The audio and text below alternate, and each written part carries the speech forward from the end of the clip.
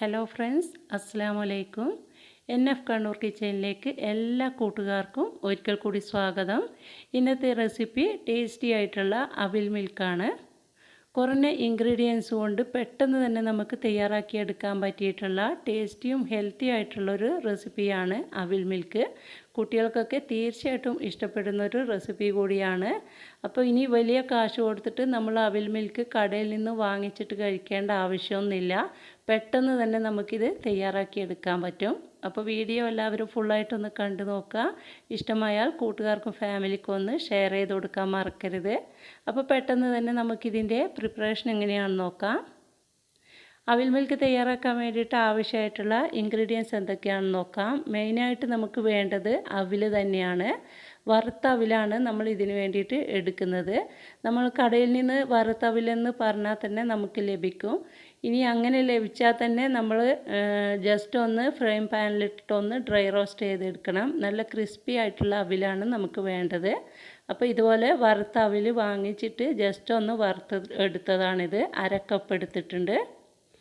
പിന്നെ നമുക്ക് മെയിനായിട്ട് വേണ്ടത് മിൽക്കാണ്. 1 കപ്പ് മിൽക്ക് എടുത്തിട്ടുണ്ട്. ഇനി ഈ മിൽക്കിലോട്ട് ചേർക്കാൻ വേണ്ടിയിട്ട് 2 ടേബിൾ സ്പൂൺ ഹോർലിക്സ് വേണം.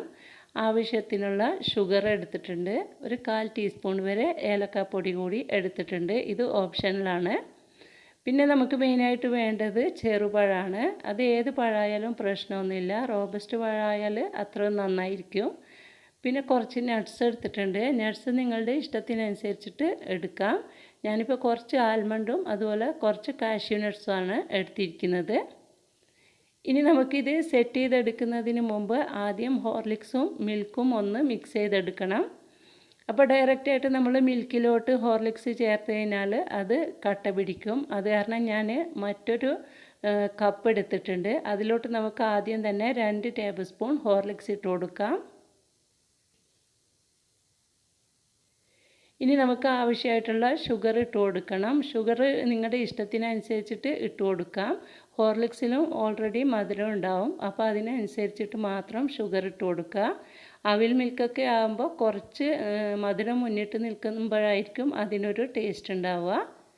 ഇനി നമുക്കിതിലോട്ട് ഏലക്കാപ്പൊടി കൂടി ചേർത്ത് കൊടുത്തതിന് ശേഷം കുറച്ച് മിൽക്ക് ഒഴിച്ചിട്ട് ഇത് നന്നായിട്ടൊന്ന് മിക്സ് ചെയ്തെടുക്കാം.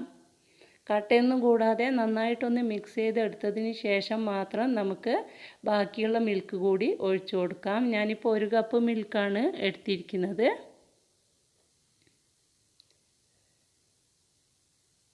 ഇനി ഇതൊന്ന് മിക്സ് ചെയ്തതിന് ശേഷം നമുക്കിത് മാറ്റി വെക്കാം. ഇനി നമുക്ക് ഈ പഴം ഒന്ന് ഉടച്ചെടുക്കണം. ഒരു ഫോർക്ക് ഉപയോഗിച്ചിട്ട് നന്നായിട്ടൊന്ന് ഉടച്ചെടുക്കാം. പഴം ഞാനിവിടെ നന്നായിട്ട് ഉടച്ചെടുത്തിട്ടുണ്ട്. ഇത് നമുക്ക് മാറ്റി വെക്കാം. ഇനി നമുക്ക് അവിൽ മിൽക്ക് സെറ്റ് ചെയ്തെടുക്കണം. അതിന് വേണ്ടിയിട്ട് അവിലും നട്ട്സും പഴവും അതുപോലെ ഹോർലിക്സ് ചേർത്തിട്ടുള്ള മിൽക്കും ഒക്കെ ഞാനിവിടെ എടുത്തു വെച്ചിട്ടുണ്ട്. ഞാനിപ്പോൾ ഒരു വലിയ ഗ്ലാസ്സിലാണ് അവിൽ മിൽക്ക് സെറ്റ് ചെയ്തെടുക്കുന്നത്. നിങ്ങൾ കൂടുതലായിട്ട് ഉണ്ടാക്കുന്നുണ്ടെങ്കിൽ വലിയൊരു പാത്രത്തിൽ ഉണ്ടാക്കിയതിന് ശേഷം ഓരോ ഗ്ലാസ്സുകളിലേക്കായിട്ട് സെറ്റ് ചെയ്ത് കൊടുക്കാം.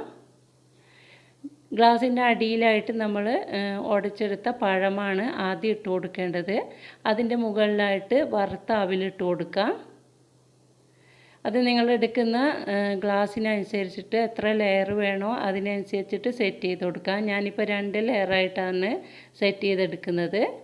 ഇനി അവിലിൻ്റെ മുകളിലായിട്ട് ക്രഷ് ചെയ്ത നട്ട്സ് ഇട്ട് കൊടുക്കണം. കുറച്ച് ആൽമണ്ടും അതുപോലെ കാഷ്യൂ നട്ട്സാണ് എടുത്തിരിക്കുന്നത്. ഇനി നമുക്ക് മിൽക്ക് ഒഴിച്ചു കൊടുക്കാം.